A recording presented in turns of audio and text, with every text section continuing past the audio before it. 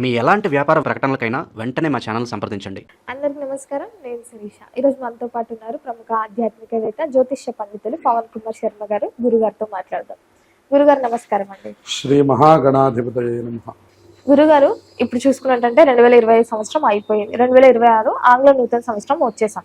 So ప్రతి ఒక్కరికి ఉండేది మా రాశి పట్ల ఎలా ఉంటుంది, ఎలాంటి జాగ్రత్తలు తీసుకోవాలి. సో ముఖ్యంగా చూసుకుంటే సింహరాశి వారికి ఎలా ఉంటుందంటారు, ఎలాంటి జాగ్రత్తలు తీసుకోవచ్చు అంటారండి? సింహరాశి వారికి ఈ సంవత్సరం అనుకూలం అనేటటువంటిది పూర్తిగా తక్కువగా ఉంది అనేటటువంటి మాట చెప్పాలి. ఎందుకంటే జన్మస్థ కేతు సంచారం, అలాగే రాహు సంచారం అనుకూలంగా లేదు. 7వ స్థానంలో అష్టమ శని ప్రభావం బాగా ఉన్నది. ఇటు చూస్తే ఇటు గురుబలం కూడా పూర్తిగా తక్కువగా ఉంది. ఇటు గురుబలం తక్కువగా ఉంది. వెరసి మనం గమనిస్తే ఏ గ్రహము దీర్ఘ సంచార గ్రహాల్లో సింహరాశి వారికి అనుకూలంగా లేదు.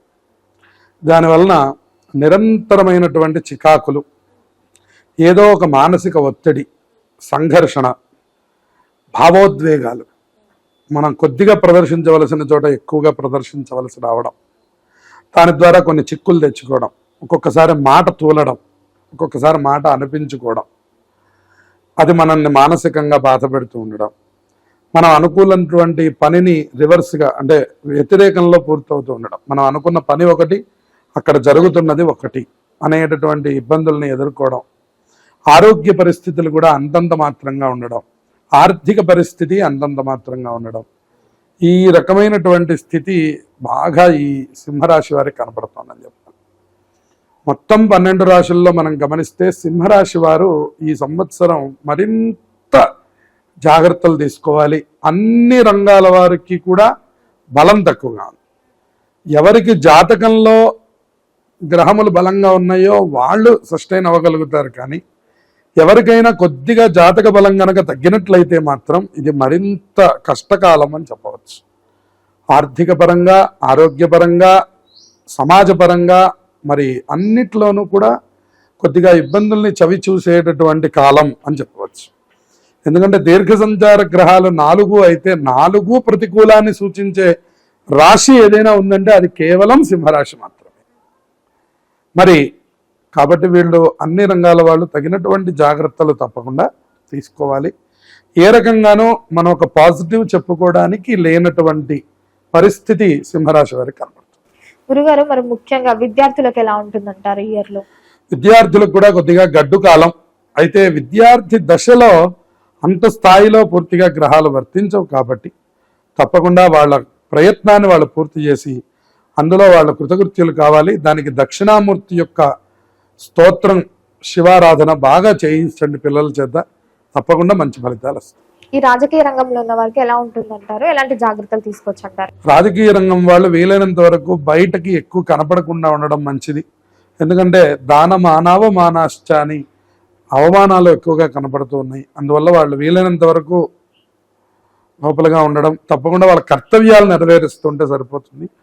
కొత్త పనులు, కొత్త పథకాలు ఏమీ కూడా ఈ సంవత్సరంలో పెట్టుకోకుండా ఉండడం మంచి. గురుగారు, ముఖ్యంగా కొత్త సంవత్సరం వస్తుందంటే చాలా మంది కొత్తగా ఏదైనా స్టార్ట్ చేద్దాం కెరియర్ డెవలప్మెంట్ కి అనుకుంటుంటారు. సో ముఖ్యంగా చూసుకుంటే ఓన్ బిజినెస్, సో ఈ ఇయర్ లో వీళ్ళు చేయొచ్చు అంటారా సింహరాశి వాళ్ళు?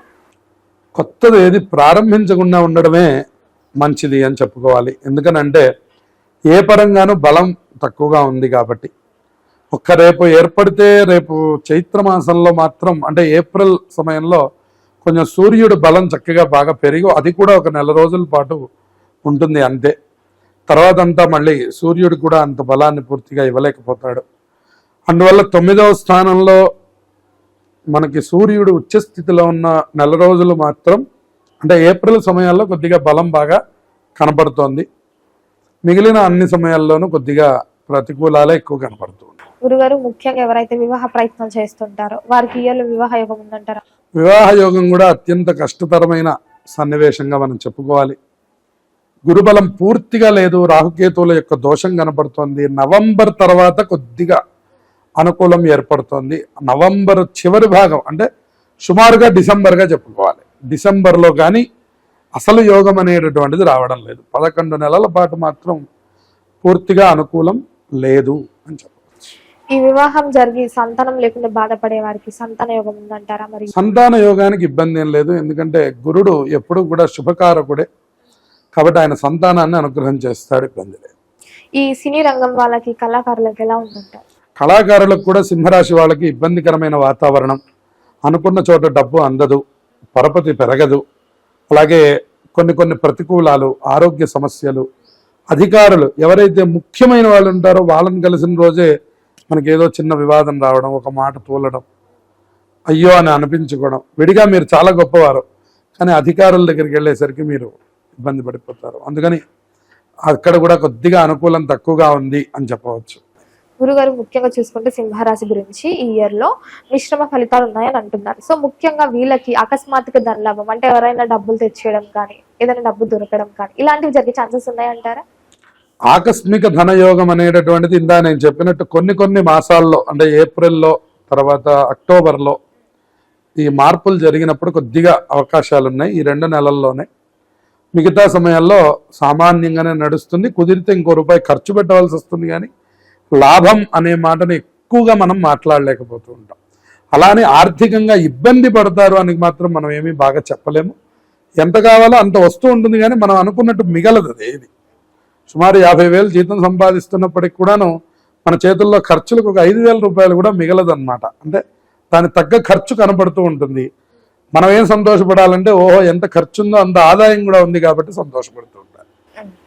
ముఖ్యంగా గురువు గారు విదేశీ ప్రయాణాలకు వెళ్ళాలని చాలా మంది ఇప్పుడు ఆసక్తిగా చూస్తున్నారు. సో విదేశీ యోగం ఉందంటారా మరి? విదేశీ యోగం ఆఫ్టర్ నవంబర్ వీళ్ళకి అనుకూలమయ్యేటటువంటి పరిస్థితి కనపడుతున్నది. అప్పటి వరకు కొద్దిగా ఇబ్బందికరమైన పరిస్థితి. గురుగారు ముఖ్యంగా సొంతింటి కల ప్రతి ఒక్కరికి ఉండేది గృహయోగం, వాహన యోగం ఉందంటారా మరి ఈ రాశి వారికి? కొత్తగా కొనుగోలు చేయడం కష్టము, రెండవది వద్దు అని కూడా మేము సూచిస్తున్నాము. కొద్దిగా కొంతకాలం ఆగి ఏదైనా ప్రయత్నాలు చేయడం మంచిది. ఎందుకంటే అష్టమ శని ప్రభావం పూర్తిగా ఇబ్బందికరాన్ని సూచిస్తున్నది. తెచ్చిన పెట్టుబడి పెట్టినటువంటి వాటి మీద నుంచి కూడా లాభం ఎక్కువ పొందలేకపోతాం కాబట్టి ఈ సమయంలో నూతన గృహ వాహన ప్రయత్నాలే వీలైనంత వరకు మానడం మంచిది అనేటటువంటిది చెప్పదగ్గ సూచన. గురుగారు ముఖ్యంగా ఈ 2025 సంవత్సరంలో ఎవరైతే ఈ పోలీస్ కేసులు అని చెప్పి ఇంట్లో తగాదాలని చెప్పి చాలా సమస్యలు ఎదుర్కొని ఉంటారు. సో ఇప్పుడు 2026లో చూసుకుంటే ఈ సింహరాశి వారికి ఇలాంటి ఫలితాలే ఉంటాయంటారా? దీని నుంచి కొంచెం ఉపశమనం కలిగేలాగా ఉంటుందా? వీళ్ళకి తగాదాలు వివాదాల గురించి ఏమీ మనకి కనిపించడం లేదు కానీ వీలైనంత వరకు అంటే ఇతరుల్ని నమ్మి డబ్బు ఇవ్వడం కానీ, ఉదాహరణకి అప్పులు ఇవ్వడం కానీ, అప్పులు ఇచ్చిన వాళ్ళ మధ్యలో మధ్యవర్తిగా ఉండడం కానీ లాంటివి ఏదైనా చేస్తే మాత్రం చాలా ఇబ్బందులకు గురవుతారు. అది మాత్రం బాగా చూసుకొని దాన్ని బట్టి మీరు తగిన అడుగులు వేయవలసి వస్తుంది అని చెప్పవచ్చు. సో ముఖ్యంగా గురుగారు రైతులకు ఎలా ఉంటుందంటారు మరి ఈ సంవత్సరం? రైతులకు కూడా పెద్ద లాభాలు ఏమీ కనబడడం లేదు. వాళ్ళ కష్టం ఎంత ఉందో అంతే ఫలితాన్ని మాత్రమే పొందగలుగుతారు. లాభం పొందుతారని చెప్పడానికి వీల్లేదు. గురుగారు మొత్తం మీద సింహరాశి వారికి మిశ్రమ ఫలితాలు ఉన్నాయి కాబట్టి ఈ సంవత్సరంలో వీరు ఎలాంటి పరిహారాలు చేయొచ్చు అంటారు? ఏ దైవాన్ని పూజించమంటారండి? వీరు ఖచ్చితంగా సప్త శనివారం వ్రతం, వెంకటేశ్వర స్వామి వారిని నిరంతరంగా పూజిస్తూ ఉండడం. కుదిరితే వీళ్ళు శనిసింగనాపూరు, మందపల్లి, అలాగే తిరునల్లారు ఏదైనా ఒక శని క్షేత్రానికి ఈ సంవత్సరం మొత్తంలో కనీసం 2 సార్లు 3 సార్లు అన్నా దర్శనం చేస్తే మంచిది. మరి దగ్గరలో ఉన్నటువంటి ప్రతి శనివారం కూడా ఆంజనేయ స్వామి నవగ్రహాలని దర్శనం చేసుకోండి, శుభ ఫలితాలు కలుగుతాయి. గురుగారు మొత్తం మీద 2026లో సింహరాశి వారికి ఎలా ఉండబోతుంది, ఎలాంటి జాగ్రత్తలు తీసుకోవాలో తెలియజేసినందుకు ధన్యవాదాలండి. శుభమస్తు.